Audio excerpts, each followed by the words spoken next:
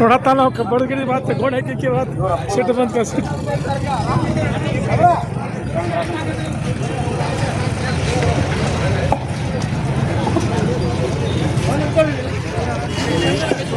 ₹5,000 ಭ್ರಷ್ಟಾಚಾರ ಮಾಡುವ ಶಾಸಕರಿಗೆ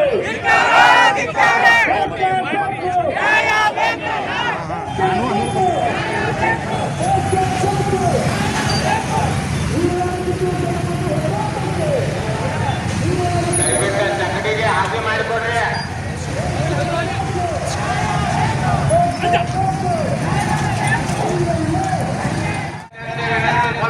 ಆಸೆ ಮಾಡಿಕೊಡ್ರಿ.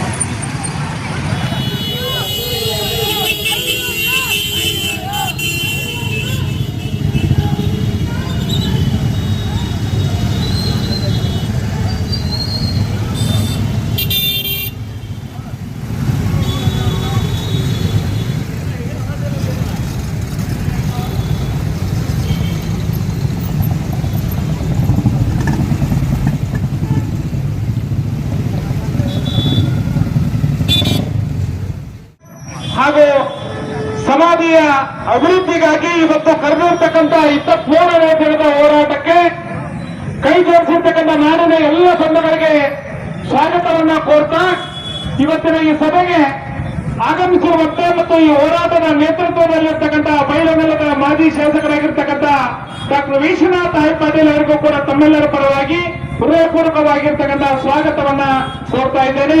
ಅದೇ ರೀತಿಯಾಗಿ ಇನ್ನೋರ್ವರು ಮುಖಂಡರಾಗಿರ್ತಕ್ಕಂಥ ನೇತೃತ್ವವನ್ನು ವಹಿಸಿಕೊಂಡಿರ್ತಕ್ಕಂಥ ಮಾಜಿ ಜಿಲ್ಲಾ ಪಂಚಾಯತ್ ಸದಸ್ಯರಾಗಿರ್ತಕ್ಕಂಥ ಶಂಕರ್ ಮಾಡಿಲ್ಗೆ ಅವರು ಕೂಡ ಹೃದಯ ಸ್ಪರ್ಶಿಯಾಗಿರ್ತಕ್ಕಂಥ ಸ್ವಾಗತವನ್ನ ಕೋರ್ತಾ ಈ ಹೋರಾಟದ ಕಿಚ್ಚನ್ನ ಇವತ್ತು ಬೈಲಹೊಂಗಲರಿಗೆ ಮಾತ್ರ ಸೀಮಿತವಲ್ಲ, ಬೆಂಗಳೂರಿನ ವಿಧಾನಸೌಧದ 3ನೇ ಕೊಠಡಿ ಕೂಡ ಮುಟ್ಟಬೇಕು ಅಂತಕ್ಕಂಥ ಭಾವನೆಯಿಂದ ಇವತ್ತು ಹೋರಾಟಕ್ಕೆ ಬೆಂಬಲವನ್ನು ಕೊಡುವುದರ ಮೂಲಕ ಮತ್ತು ನಮ್ಮ ಜೊತೆ ನಡೆಯುವುದರ ಮೂಲಕ ಮತ್ತು ಈ ಸಭೆಯನ್ನು ಉದ್ದೇಶಿಸಿ ಮಾತನಾಡಿರುವಂತಹ ವಿರೋಧ ಪಕ್ಷದ ಉಪನಾಯಕರಾಗಿರ್ತಕ್ಕಂಥ ಅರವಿಂದನ ಕಲ್ಲದವರನ್ನ ತಮ್ಮೆಲ್ಲರ ಜೋರಾದ ಚಪ್ಪಾಳೆಯೊಂದಿಗೆ ಈ ಒಂದು ಸಭೆಗೆ ಹೃದಯಪೂರ್ವಕವಾಗಿರ್ತಕ್ಕಂಥ ಸ್ವಾಗತವನ್ನ ಮಾಡ್ತಾ ಇದ್ದೇನೆ.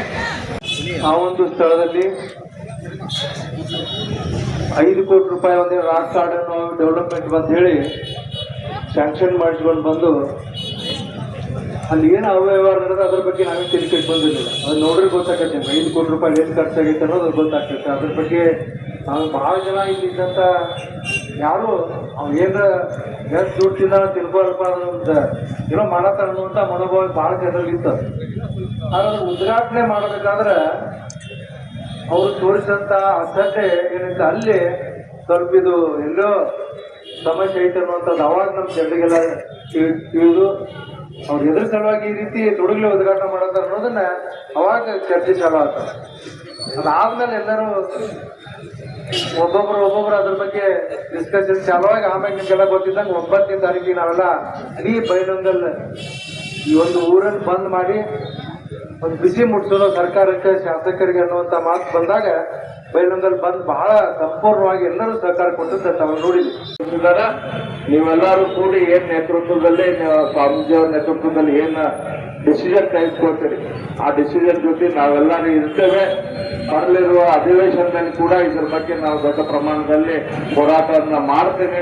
ಅದ್ರ ಜೊತೆ ಸರ್ಕಾರವನ್ನ ಬಡಿದೆಬ್ಬಿಸುವಂತ ಕೆಲಸ ನಾವು ಮಾಡ್ತೇವೆ ಅಂತ ಹೇಳಿ ಮತ್ತೊಮ್ಮೆ ಈ ಹೋರಾಟಕ್ಕೆ ಯಶಸ್ವಿ ಆಗಲಿ. ಇಡೀ ರಾಷ್ಟ್ರದಲ್ಲಿ ಇವತ್ತು ಚೆನ್ನಮ್ಮಗ ಗೌರವ ಸಿಕ್ಕಿದೆ. ಪಾರ್ಲಿಮೆಂಟ್ನಲ್ಲಿ ಚೆನ್ನಮ್ಮನ ಮೂರ್ತಿ ದೊಡ್ಡ ಪ್ರಮಾಣದ ಮೂರ್ತಿ ಆಗಿದೆ. ಆದ್ರೆ ಇವತ್ತು ಚೆನ್ನಮ್ಮನ ಕಾರ್ಯಭೂಮಿ ಬೈಲಹೊಂಗಲದಲ್ಲಿ ಚೆನ್ನಮ್ಮಗ ಗೌರವ ಕೊಡ್ರಿ ಅನ್ನುವಂತ ಇವತ್ತು ಕೆಟ್ಟ ಪರಿಸ್ಥಿತಿ ಬರಬಾರ್ದಿತ್ತು. ಅದಕ್ಕೆ ಕಾರಣೀಭೂತರಾದ ಈ ಕಾಂಗ್ರೆಸ್ಸಿನ ಶ್ರೀ ಮಹಾಂತೇಶ್ ಕೌಜಲ್ಗಿ ಅವ್ರಿಗೆಲ್ಲ ಚುರುಕು ಮುಡಿಸುವಂತ ಕೆಲಸ ನೀವೆಲ್ಲರೂ ಮಾಡ್ರಿ ಅಂತೇಳಿ ಸಂದರ್ಭದಲ್ಲಿ ಕೇಳ್ಕೊಂಡು ನನ್ನ 4 ಮಾತುಗಳನ್ನು ಮುಗಿಸ್ತೇನೆ. ನಮಸ್ಕಾರ.